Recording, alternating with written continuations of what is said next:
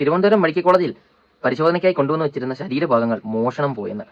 രോഗികളിൽ നിന്നും കളക്ട് ചെയ്ത് എന്താണ് അവരുടെ അസുഖം എന്ന് നോക്കുന്നതിന് വേണ്ടിയിട്ട്, അല്ലെങ്കിൽ അത് സ്ഥിരീകരിക്കുന്നതിന് വേണ്ടിയിട്ട് അവരുടെ ശരീരഭാഗങ്ങളും ഒക്കെ എടുത്തു വെച്ചിരുന്ന ആ ശരീരഭാഗങ്ങൾ മോഷണം പോയി. അത് കിട്ടിയത് ഒരു ആക്രിക്കാരനായിരുന്നു.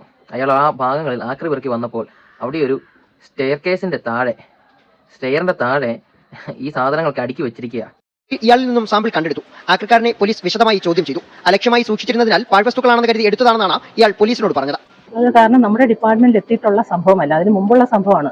അപ്പൊ അതിനെക്കുറിച്ച് എനിക്ക് കൂടുതൽ പറയാൻ അറിയില്ല. കാരണം എന്നും കൊണ്ടുവരുന്ന ആള് വന്ന് എന്നോട് റിപ്പോർട്ട് ചെയ്തു. അയാൾ ആ സ്റ്റെപ്പിന്റെ അവിടെ വെച്ചിരുന്നു സാമ്പിൾസ്, കാണുന്നില്ല എന്നാ പറഞ്ഞത്. എത്ര സൂക്ഷ്മതയോടുകൂടിയാണ് മെഡിക്കൽ കോളേജിലെ ആളുകൾ, അവിടുത്തെ ജോലിക്കാർ ഇതൊക്കെ ചെയ്യുന്നത്. മനുഷ്യന്റെ ശരീരഭാഗങ്ങളാണ്, അത് ടെസ്റ്റ് ചെയ്യാൻ വേണ്ടിയിട്ട് കൊണ്ടുവന്ന് വെച്ചിരിക്കുന്നതാണ്. അത് ഇത്രയ്ക്കും നിരുത്തരവാദപരമായിട്ട് കൈകാര്യം ചെയ്തവർക്കെതിരെ നടപടി ഉണ്ടാകുക തന്നെ വേണം. എന്ത് വിശ്വസിച്ചാണ് ഇവരെ ഈ മെഡിക്കൽ കോളേജിലൊക്കെ നമ്മൾ ചികിത്സയ്ക്കൊക്കെ ചെല്ലുന്നത്?